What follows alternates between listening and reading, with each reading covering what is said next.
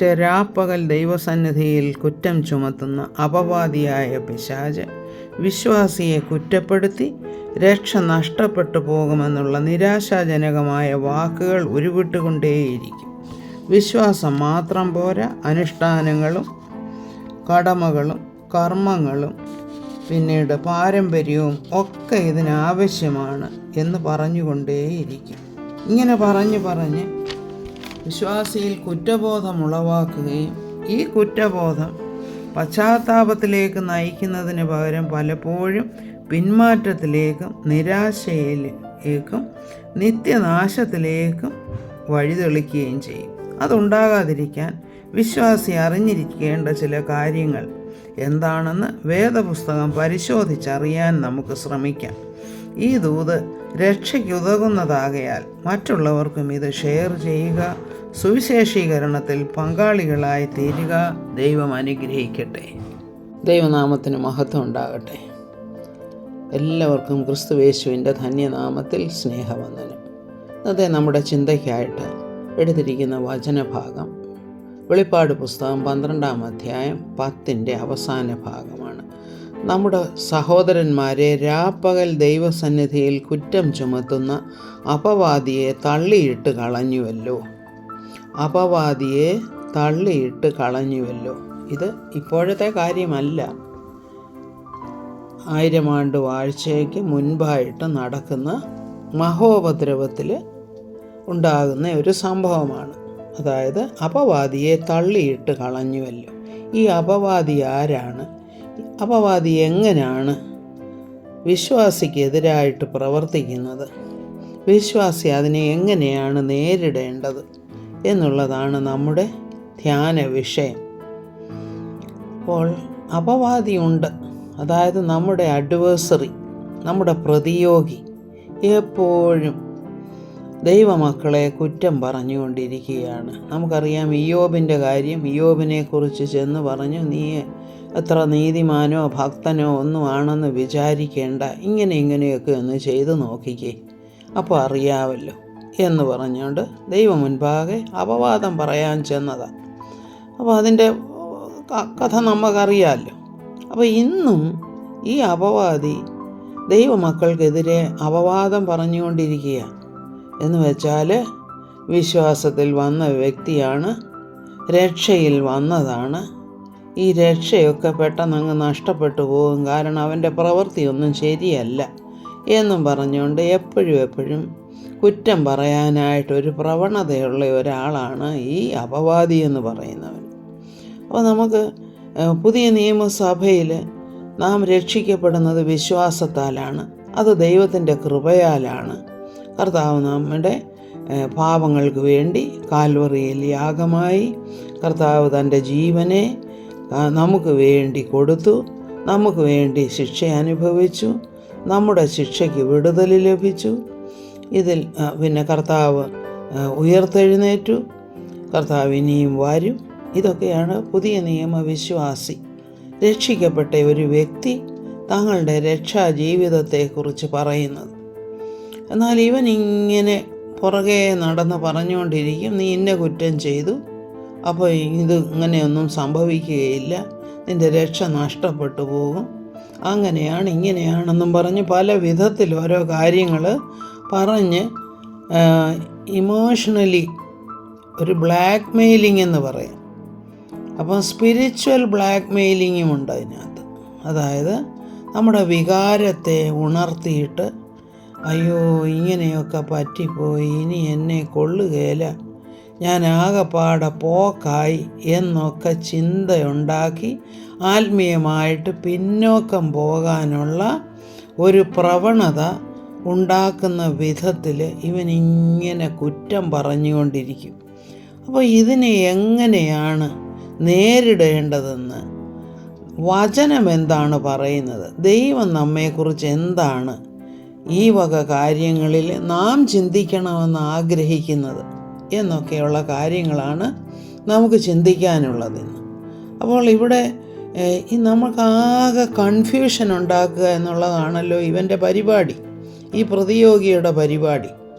അപ്പോൾ നാം എന്താണ് ചെയ്യേണ്ടത്? കാരണം നമ്മളോട് പറഞ്ഞുകൊണ്ടിരിക്കുകയാണ്, നീ എൻ്റെ ക്രിസ്തീയ ജീവിതത്തിൽ നീ ഒരു തോൽവിയാണ്, നീ വിശ്വസ്തനല്ല, നിൻ്റെ പാപം മറ്റുള്ളവർക്ക്, അതായത് ദൈവത്തിന് വെളിപ്പെട്ടിരിക്കുന്നു, പലതവണ പറഞ്ഞതാ ചെയ്യുകയില്ല എന്ന് പറഞ്ഞിട്ടും നിന്നെക്കൊണ്ട് ഇതൊന്നും സാധ്യമല്ല എന്നും പറഞ്ഞുകൊണ്ട് എപ്പോഴും വൈകാരികമായിട്ടും ആത്മീയമായിട്ടും നമ്മെ തളർത്തിക്കളയുന്ന വിധത്തിലുള്ള ഇവൻ്റെ ഒരു കുറ്റം പറച്ചിൽ ഉണ്ട്. എന്നാൽ പഴയ നിയമത്തിലെ നമുക്ക് ആദ്യം ഒന്ന് പരിശോധിക്കാം എങ്ങനെയാണ് കർത്താവ് ഇതിനോട് ഇടപെടുന്നതെന്ന്.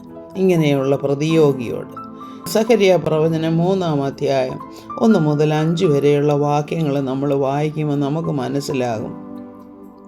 അവിടെ മഹാപുരോഹിതനായ യോശുവ യഹോവയുടെ ദൂതൻ്റെ മുൻപിൽ നിൽക്കുകയാണ്.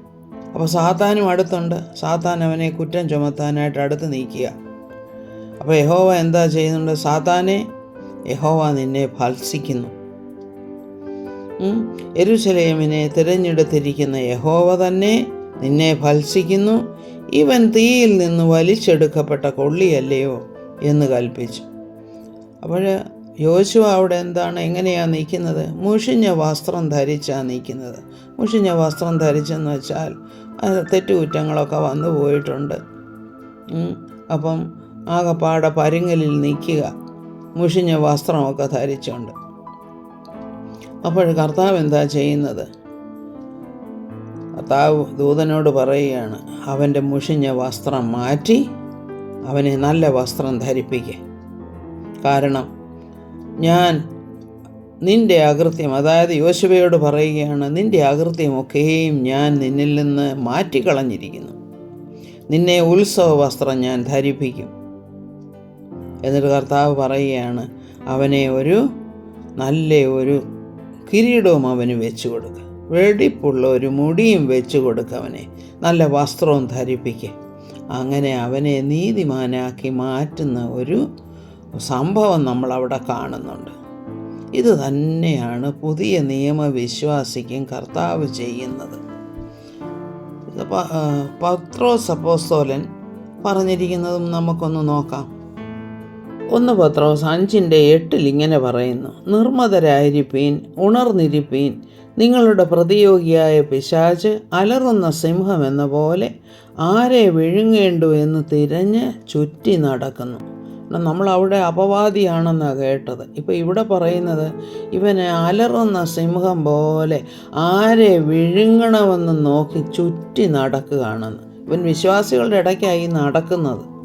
കാരണം മറ്റേടത്തൊന്നും പോയിട്ട് അവന് നേടാനൊന്നുമില്ല. കാരണം അവരൊക്കെ അവൻ്റെ പക്ഷത്ത് തന്നെയാണ് ഓൾറെഡി. അപ്പോൾ അവനെ എതിർത്ത് നിൽക്കുന്നവർ വിശ്വാസികളേ ഉള്ളൂ. ഇവരുടെ ഇടയ്ക്കാണ് ഇവൻ്റെ ഈ ചുറ്റിക്കറങ്ങൽ. അപ്പോൾ എന്താ? പ്രതിയോഗിയായ പിശാച് അലറുന്ന സിംഹം പോലെ ആരെ വിഴുങ്ങേണ്ടു എന്ന് തിരഞ്ഞു നടക്കുന്നു.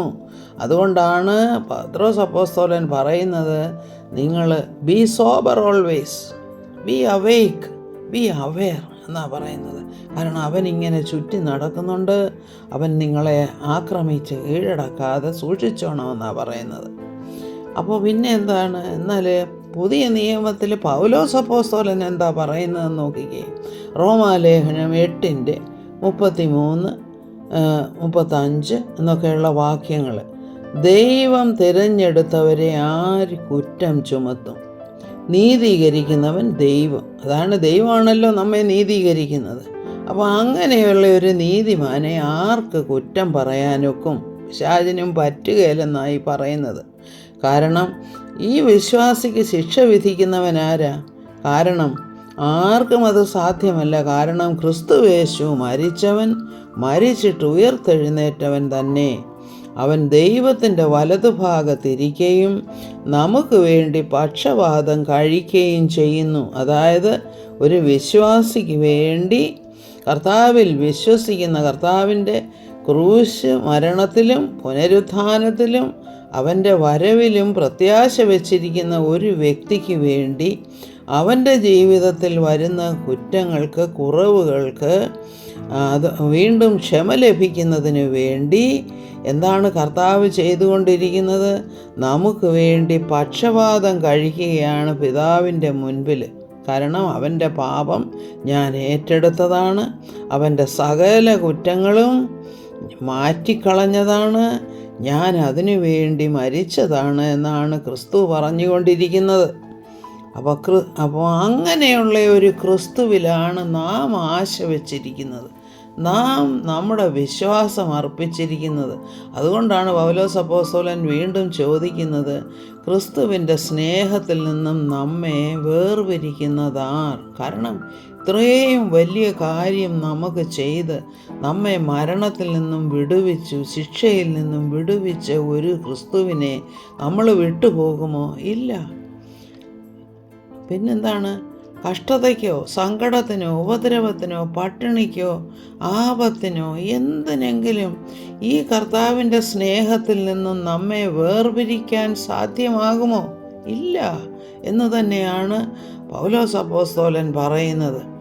അതെന്താണ് കാരണമെന്ന് വെച്ചാൽ, നമ്മെ സ്നേഹിച്ചവന് അത്ര വലിയ സ്നേഹത്തിൽ നമുക്ക് വേണ്ടി മരിച്ചെങ്കിൽ അവനെ സ്നേഹിക്കുക എന്നുള്ളത് ഏതൊരു വിശ്വാസിക്കും അത് ഒഴിച്ചുകൂടാൻ വയ്യ. എന്ന് വെച്ചാൽ നമ്മൾ ആ സ്നേഹം അത് നിലനിൽക്കുന്ന ഒരു സ്നേഹമാണ്. കാരണം കർത്താവ് എന്താണ് നമുക്ക് വേണ്ടി ചെയ്തതെന്ന് ഓർക്കുമ്പോൾ നമ്മൾ കർത്താവിനെ വിട്ടു പോകുകയില്ല. കാരണം എന്ന് വെച്ചാൽ ഇനി എന്താണ് കാരണമെന്ന് വെച്ചാൽ, അത്ര വലിയ കാര്യമാണ് നമുക്ക് നേടിത്തന്നിരിക്കുന്നത്.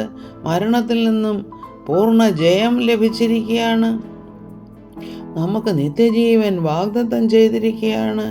അതുകൊണ്ടാണ് പറയുന്നത്, മരണത്തിനോ ജീവനോ ദൂതന്മാർക്കോ വാഴ്ചകൾക്കോ അധികാരങ്ങൾക്കോ ഇപ്പോഴുള്ളതിനോ വരുവാനുള്ളതിനോ ഉയരത്തിനോ ആഴത്തിനോ മറ്റ് യാതൊരു സൃഷ്ടിക്കോ നമ്മുടെ കർത്താവായ യേശു ക്രിസ്തുവിലുള്ള ദൈവസ്നേഹത്തിൽ നിന്നും നമ്മെ വേർപിരിപ്പാൻ കഴിയുകയില്ല എന്ന് ഞാൻ ഉറച്ചിരിക്കുന്നു എന്നാണ് പൗലോസ് അപ്പോസ്തലൻ പറയുന്നത്. ഇത് തന്നെയാണ് ഓരോ വിശ്വാസിയുടെയും മാനസികമായിട്ടുള്ള ദൃഢനിശ്ചയം. അതായത് നാം കർത്താവിനെ സ്നേഹിക്കുന്നു, നമ്മൾ ഈ ലോകത്തിലായതുകൊണ്ട് ചിലപ്പോഴൊക്കെ തെറ്റുകുറ്റങ്ങളൊക്കെ വന്നു പോകുന്നു. നേരത്തെയൊക്കെ നമ്മൾ നിശ്ചയിച്ചതാ, അത് ചെയ്യരുത്, ആ പാപം ചെയ്യരുത്, ഈ പാപം ചെയ്യരുത്. എങ്കിലും തെറ്റു ചെയ്തു പോയെങ്കിൽ തന്നെയും നമുക്ക് വേണ്ടി പക്ഷപാതം കഴിക്കുന്ന ഒരു ക്രിസ്തു നമുക്ക് വേണ്ടിയിട്ടുണ്ട്. അപ്പോൾ അവനെ നമ്മൾ അവൻ്റെ സ്നേഹത്തിൽ നിന്നും ആർക്കും അല്ലെങ്കിൽ ഒന്നിനും നമ്മളെ വേർപിരിക്കാൻ സാധ്യമല്ല. കാരണം അതങ്ങനെ ഒരു സ്നേഹമാണ്. ഇതാണ് നമ്മൾ മനസ്സിലാക്കേണ്ടത്. ഇനി ആര് കുറ്റം പറഞ്ഞാലും, അപവാദി എപ്പോഴും കുറ്റം പറഞ്ഞുകൊണ്ട് നടന്നാലും നമ്മളതിൽ ശ്രദ്ധിക്കേണ്ട കാര്യമില്ല. നാം ക്രിസ്തുവിൻ്റെ ക്രൂശിനടുത്തേക്ക് ചെല്ലുക. നമ്മെ നീതീകരിച്ച കർത്താവ് നമുക്കായിട്ടുണ്ട്. കാരണം റോമാലേഖനം 5:1 എന്താണ് പറയുന്നത്? വിശ്വാസത്താൽ നീതീകരിക്കപ്പെട്ടിട്ട് നമ്മുടെ കർത്താവായ യേശു ക്രിസ്തു മൂലം നമുക്ക് ദൈവത്തോട് സമാധാനമുണ്ട്. കാരണം നമ്മുടെ ആ ബന്ധമെന്ന് പറയുന്നത് ഒരു സ്നേഹവും സമാധാനവും വിശ്വാസവും എല്ലാം കൂടെ സ്നേഹത്താൽ വ്യാപരിക്കുന്ന ഒരു വിശ്വാസമാണത്. ആ വിശ്വാസത്തിൽ നിന്നും നാം വ്യതിചലിക്കുക എന്നുള്ളത് അത് സാധ്യമല്ല. കാരണം ദൈവാത്മാവ് നമ്മെ വീണ്ടും ദൈവത്തിൻ്റെ വഴിയിൽ തന്നെ കൊണ്ടുവരും. നമ്മുടെ പാപങ്ങളെ കർത്താവ് ക്ഷമിച്ചിരിക്കുകയാണ്. അതുകൊണ്ട് അപവാദിയോട് ഒന്നും തർക്കിക്കാനൊന്നും നിൽക്കണ്ട. പക്ഷെ അവനോട് ഡെഫിനറ്റായിട്ടുള്ള കാര്യം പറഞ്ഞേക്കണം, എൻ്റെ കർത്താവ് എനിക്ക് വേണ്ടി മരിച്ചതാണ്. എന്താണ് റോമാലേഖനം 8:1-2 പറയുന്നത് എന്താണ്? അതുകൊണ്ട് ഇപ്പോൾ ക്രിസ്തുയേശുവിലുള്ളവർക്ക് ഒരു ശിക്ഷാവിധിയുമില്ല. ജീവൻ്റെ ആത്മാവിൻ്റെ പ്രമാണം എനിക്ക് പാപത്തിൻ്റെയും മരണത്തിൻ്റെയും പ്രമാണത്തിൽ നിന്ന് ക്രിസ്തുയേശുവിൽ സ്വാതന്ത്ര്യം വരുത്തിയിരിക്കുന്നു. ഇതാണ് നമ്മൾ പ്രതിയോഗിയോട് പ്രയോഗിക്കേണ്ട ഒരു വാക്യമെന്ന് വെച്ചാൽ, അതായത് ക്രിസ്തുവിൻ്റെ സ്നേഹത്തിൽ നിന്ന് നമ്മെ ആർക്കും വേർപെടുത്താൻ കഴിയുകയില്ല. കാരണം അത്ര വലിയ സ്നേഹം, അത്ര വലിയ ഒരു ദാനമാണ് കർത്താവ് നമുക്ക് തന്നത്. ക്രിസ്തുവിനെ തന്നെ തന്നു, പരിശുദ്ധാത്മാവിനെ ദാനം ചെയ്തിരിക്കുന്നു. ഇനി എന്താണ് നമുക്കുള്ളത്? അപ്പോൾ ഇനി നമുക്ക് നമ്മെ തന്നെ കുറ്റപ്പെടുത്തുന്നതിൽ നിന്നും മാറിയിട്ട് നമ്മൾ കർത്താവിൻ്റെ ക്രൂശിനാൽ നാം നീതീകരിക്കപ്പെട്ടിരിക്കുന്നുവെന്ന് നാം നമ്മോട് തന്നെ പറയണം. നമ്മോട് തന്നെ നാം ക്ഷമിക്കുകയും വേണം. എന്നാൽ മാത്രമേ ആ ഒരു നീതിയിൽ, അതായത് കർത്താവ് തന്ന ആ നീതിയിൽ നമുക്ക് നിലനിൽക്കാനൊക്കുകയുള്ളൂ. എബ്രായ ലേഖനം 9:14 എന്താ പറയുന്നത്? നിത്യാത്മാവിനാൽ ദൈവത്തിന് തന്നെത്താൻ നിഷ്കളങ്കനായി അർപ്പിച്ച ക്രിസ്തുവിൻ്റെ രക്തം ജീവനുള്ള ദൈവത്തെ ആരാധിപ്പാൻ നിങ്ങളുടെ മനസ്സാക്ഷിയെ നിർജീവ പ്രവൃത്തികളെ പോക്കി എത്രയധികം ശുദ്ധീകരിക്കും. നോക്കൂ, എത്ര വലിയ ഒരു കാര്യമാണ് ഇവിടെ പറഞ്ഞേക്കുന്നത്. നിത്യാത്മാവിനാൽ കർത്താവ് തന്നെത്താൻ അർപ്പിച്ചു. ആ അർപ്പിച്ച ക്രിസ്തുവിൻ്റെ രക്തം, അതായത് ഊനമില്ലാത്ത കുഞ്ഞാടിൻ്റെ രക്തം എന്താണ്? നമ്മെ ശുദ്ധീകരിക്കുകയാണ്, നമുക്ക് വേണ്ടി മറുവിലയായി കൊടുത്തിരിക്കുകയാണ്. രക്തത്തിലാണ് ജീവനുള്ളത്. ആ ജീവൻ നമുക്ക് വേണ്ടി തന്നിരിക്കുകയാണ്, അല്ലെങ്കിൽ അർപ്പിച്ചിരിക്കുകയാണ്. അതുകൊണ്ട് ആ ജീവനുള്ള ദൈവത്തെ ആരാധിപ്പാൻ നമ്മുടെ മനസ്സാക്ഷിയെ നാം അത് രൂപപ്പെടുത്തി എടുക്കുന്നു. അതെങ്ങനെയാണ് സാധ്യമാകുന്നത്? പരിശുദ്ധാത്മാവിലൂടെയാണ് അത് സാധ്യമാകുന്നത്. ആ മനസ്സാക്ഷി കൊണ്ട് നാം എന്താണ് ചെയ്യുന്നതെന്ന് വെച്ചാൽ, നിർജീവ പ്രവൃത്തികളൊന്നും ഇനി വേണ്ട. കാരണം ന്യായപ്രമാണത്തിൻ്റെ പ്രവൃത്തികളാലല്ല നാം നീതീകരിക്കപ്പെടുന്നത്. ഒരു നിർജീവ പ്രവൃത്തികളും അല്ലാതെ, അതായത് ജീവനില്ലാത്ത പ്രവൃത്തികൾ, ന്യായപ്രമാണത്തിൻ്റെ പ്രവൃത്തികൾ, അതെല്ലാം മാറ്റിയിട്ട് നമ്മെ കർത്താവ് ശുദ്ധീകരിച്ചിരിക്കുകയാണ്. ആ ഒരു ബേർഡനിൽ നിന്നും കർത്താവ് നമ്മളെ മോചിപ്പിച്ചിരിക്കുകയാണ്. പിന്നെ എന്തിനാണ് നമ്മൾ വീണ്ടും ആ അടിമനുഖത്തിലോട്ട് പിന്നെയും പോകുന്നത്? കാരണം കർത്താവ് നമ്മെ രക്ഷിച്ചിരിക്കുകയാണ്. ജീവൻ തന്ന്, രക്തം തന്ന് നമ്മെ വിലയ്ക്ക് വാങ്ങിയിരിക്കുകയാണ്. വിലയ്ക്ക് വാങ്ങിയിരിക്കുക എന്ന് വെച്ചാൽ നമ്മുടെ പാപത്തിൻ്റെ ശിക്ഷ കർത്താവ് ഏറ്റെടുത്തു, നമ്മെ വീണ്ടെടുത്തു കർത്താവ്. അതുകൊണ്ടാണ് കർത്താവിൻ്റെ രക്തം ഹേതുവായിട്ടാണ് നാം വിടുവിക്കപ്പെട്ടത് എന്നുള്ള സാക്ഷ്യവചനം ഹേതുവായിട്ട് അതായത് വെളിപ്പാട് പുസ്തകത്തിൽ എഴുതിയിരിക്കുന്നത്, അന്ന് അവരുടെ സാക്ഷ്യവചനം ഹേതുവായിട്ട് അവർ ജയിച്ചു എന്നുള്ളത്. അപ്പോൾ അവർ ജയിച്ചുവെങ്കിൽ ഇന്ന് നാമും ജയിച്ചിരിക്കുകയാണ്. അപ്പോൾ ആ സിറ്റുവേഷൻ രണ്ടാണെങ്കിൽ തന്നെയും വിശ്വാസം ഇവിടെ ഒന്ന് തന്നെയാണെന്ന് നാം മനസ്സിലാക്കണം. കൊലോസ്യ ലേഖനം 2:14-15 എന്താ പറയുന്നത്? അതിക്രമങ്ങളൊക്കെയും നമ്മോട് ക്ഷമിച്ച് ചട്ടങ്ങളാൽ നമുക്ക് വിരോധവും പ്രതികൂലവുമായിരുന്ന കയ്യെഴുത്ത് മായിച്ചു. എന്താണ് ഈ കയ്യെഴുത്ത്? ആ ന്യായപ്രമാണമാണ് ആ കയ്യെഴുത്തെന്ന് പറയുന്നത്.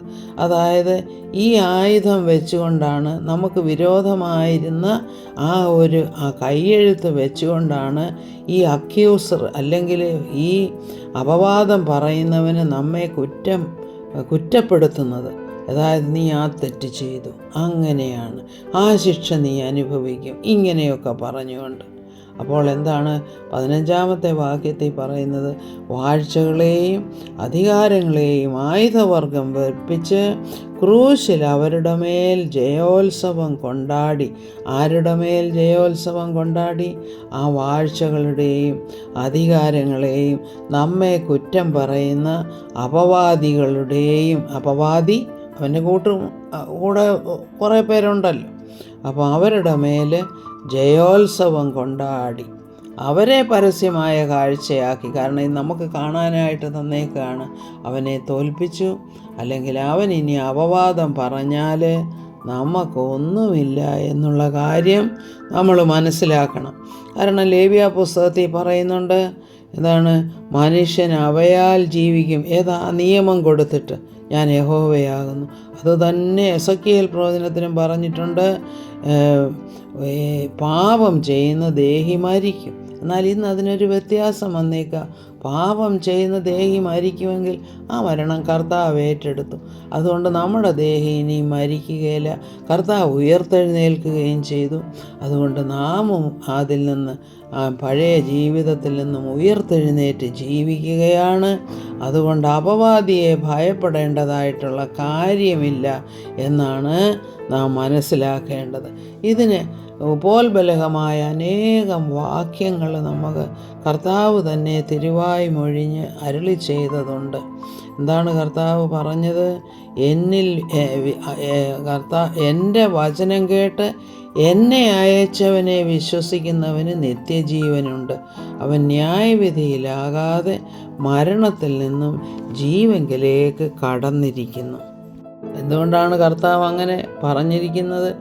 അന്ന് കർത്താവ് ക്രൂശിക്കപ്പെട്ടിട്ടില്ല എങ്കിൽ തന്നെയും ആ ക്രൂശ് തൻ്റെ ഉള്ളിൽ, അല്ലെങ്കിൽ ആ ഒരു മർമ്മം കർത്താവെന്ന് മറച്ചു വെച്ചിരുന്നു. ഇടയ്ക്കിടയ്ക്കൊക്കെ അവരോട്, ശിഷ്യന്മാരോട് പറയുകയും ചെയ്തിട്ടുണ്ട്. എന്താണ് നമ്മൾ വായിക്കുന്നത്? വിശുദ്ധ യോഹന്നാൻ്റെ സുവിശേഷം 12-ാം അധ്യായത്തിൽ 31-ാം വാക്യം, 32 നോക്കിക്കേ.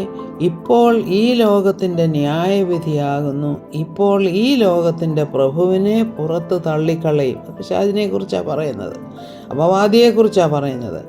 ഞാനോ ഭൂമിയിൽ നിന്ന് ഉയർത്തപ്പെട്ടാൽ എല്ലാവരെയും എങ്കിലേക്ക് ആകർഷിക്കുമെന്ന് ഉത്തരം പറഞ്ഞു. ഇത് താൻ മരിപ്പാനുള്ള മരണവിധം സൂചിപ്പിച്ച് പറഞ്ഞതത്രേ. എന്താണ് അതിൻ്റെ അർത്ഥം? ഞാൻ മരിക്കാൻ പോകുന്നു, ഞാൻ എൻ്റെ ജീവനെ മറുവിലയായി കൊടുക്കാൻ പോകുന്നു, അതിൽ വിശ്വസിക്കുന്ന ഏവനും രക്ഷിക്കപ്പെടും എന്നുള്ളതാണ് അവിടെ കർത്താവ് അർത്ഥമാക്കിയിരിക്കുന്നതെന്ന് നമുക്ക് മനസ്സിലാക്കാം. അതുകൊണ്ടാണ് എബ്രായ ലേഖനം 8:12 എന്താ പറയുന്നത്? ഞാൻ അവരുടെ അകൃത്യങ്ങളെക്കുറിച്ച് കരുണയുള്ളവനാകും, അവരുടെ പാപങ്ങളെ ഇനി ഓർക്കുകയുമില്ല എന്ന് കർത്താവിൻ്റെ അരുളപ്പാട്. കണ്ട് എത്ര മനോഹരമായിട്ടാണ് ആ പ്ലാനൊക്കെ കർത്താവ് ചെയ്തതെന്ന് നോക്കാം. അപ്പോഴെന്താണ് നമ്മൾ മനസ്സിലാക്കേണ്ടത്? ഈ അഡ്വക്കേറ്റ്, അതായത് കർത്താവ്, നമുക്ക് വേണ്ടി ഇപ്പോഴും വാദിച്ചു കൊണ്ടിരിക്കുകയാണ്. എബ്രായ ലേഖനം 7:25 എന്താ പറയുന്നത്? അതുകൊണ്ട് താൻ മുഖാന്തരമായി ദൈവത്തോട് അടുക്കുന്നവർക്ക് വേണ്ടി പക്ഷവാദം ചെയ്യുവാൻ സദാ ജീവിക്കുന്നവനാകയാൽ അവരെ പൂർണ്ണമായി രക്ഷിപ്പാൻ അവൻ പ്രാപ്തനാകുന്നു. കർത്താവ് പക്ഷവാദം ചെയ്തുകൊണ്ടിരിക്കുകയാണ്. ആ വിശ്വാസത്താൽ കർത്താവിനോട് അടുക്കുന്നവർക്ക് വേണ്ടിയാണ് അവൻ പക്ഷവാദം ചെയ്യുന്നത്. അവൻ സദാ ജീവിച്ചിരിക്കുന്നവനാണ്. അതുകൊണ്ട് നമ്മെ പൂർണ്ണമായി വിടുവിപ്പാൻ അവൻ പ്രാപ്തനാകുന്നു. കാരണം രക്ഷിക്കപ്പെട്ട വ്യക്തികൾ, നമ്മുടെ പുറകെ പ്രതിയോഗിയുണ്ട്, നമുക്കറിയാം. പക്ഷേ അവന് യാതൊരു സ്ഥാനവും നമ്മുടെ ജീവിതത്തിലില്ല. അല്ലെങ്കിൽ നമ്മുടെ രക്ഷയെ അകപ്പെടുത്തുന്ന, അല്ലെങ്കിൽ ഇല്ലാതാക്കുന്ന ഒന്നും അവന് ചെയ്യാൻ സാധ്യമല്ല. കാരണം എന്താ? റോമാലേഖനം 8:34 നമുക്കൊന്നും കൂടെ വായിക്കാം. എന്താണ്?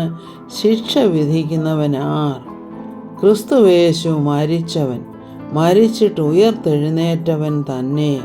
അവൻ ദൈവത്തിൻ്റെ വലതുഭാഗത്തിരിക്കുകയും നമുക്ക് വേണ്ടി പക്ഷവാദം കഴിക്കുകയും ചെയ്യുന്നു. അതുകൊണ്ട് നാം ശിക്ഷയിൽ നിന്നും വിമുക്തരായിരിക്കുന്നു. ഇനി നമ്മെ ആർക്ക് കുറ്റം പറയാനൊക്കും? ആർക്ക് നമ്മെ വിധിക്കാനൊക്കും? ആർക്കും സാധ്യമല്ല.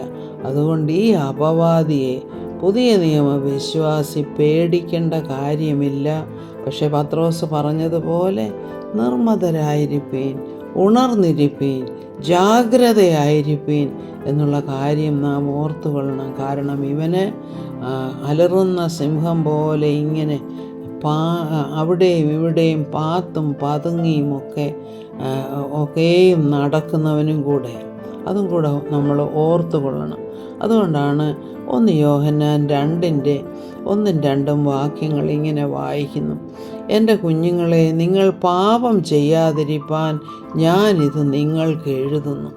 ഒരുത്തൻ പാപം ചെയ്തുവെങ്കിലോ നീതിമാനായ യേശു ക്രിസ്തു എന്ന കാര്യസ്ഥൻ നമുക്ക് പിതാവിൻ്റെ അടുക്കലുണ്ട്. അവൻ നമ്മുടെ പാപങ്ങൾക്ക് പ്രായശ്ചിത്തമാകുന്നു, നമ്മുടേതിന് മാത്രമല്ല സർവ്വലോകത്തിൻ്റെ പാപത്തിനും തന്നെ. എല്ലാവരുടെയും പാപത്തിന് വേണ്ടിയിട്ടാണ് കർത്താവ് മരിച്ചത്. എന്നാൽ നാം അത് ഏറ്റെടുത്ത് ആ വിശ്വാസത്തിൽ നിലനിൽക്കണം. ആ വിശ്വാസത്തിൽ നിലനിൽക്കുക എന്ന് പറഞ്ഞാൽ, രക്ഷിക്കപ്പെട്ട ഒരു വ്യക്തിക്ക് ആ വിശ്വാസത്തിൽ നിന്നും വ്യതിചലിക്കാൻ സാധ്യമല്ല. പൗലോസ് അപ്പോസ്തലൻ പറഞ്ഞതുപോലെ ക്രിസ്തുവിൻ്റെ സ്നേഹത്തിൽ നിന്നും നമ്മെ വേർപിരിക്കാൻ ആർക്കും സാധ്യമല്ല. ദൈവത്തിന് സ്തോത്രം. അപ്പോൾ ഇനി നമ്മൾ എന്താ ചെയ്യേണ്ടതെന്ന് വെച്ചാൽ, നാം നമ്മുടെ സാക്ഷ്യവചനം ഹേതുവായിട്ടാണ് നാം ജയിക്കുന്നത്.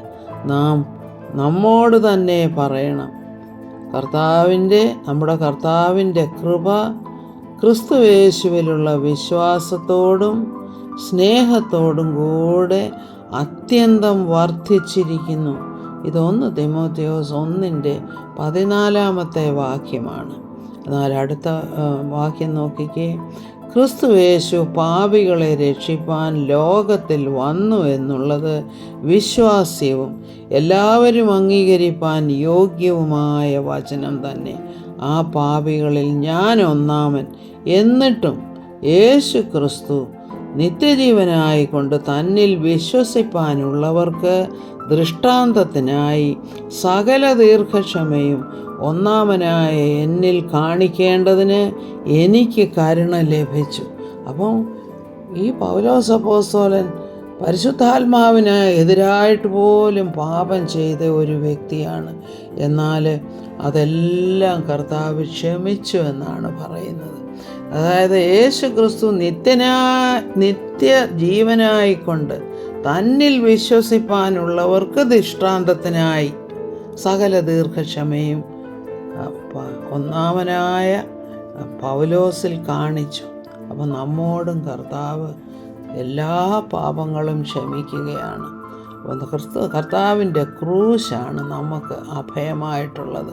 കർത്താവിൻ്റെ ക്രൂശിലും അവൻ്റെ പുനരുത്ഥാനത്തിലും വിശ്വസിക്കുക. അവൻ വീണ്ടും വരും. അപവാദിയെ നമുക്ക് പേടിപ്പാനില്ല. കാരണം നമുക്ക് വേണ്ടിയാണ് ക്രിസ്തു മരിച്ചത്. ദൈവനാമത്തിന് മഹത്വം ഉണ്ടാകട്ടെ. എല്ലാവരെയും ദൈവം അനുഗ്രഹിക്കട്ടെ എന്ന് പ്രാർത്ഥിക്കുന്നു. സ്തോത്രം.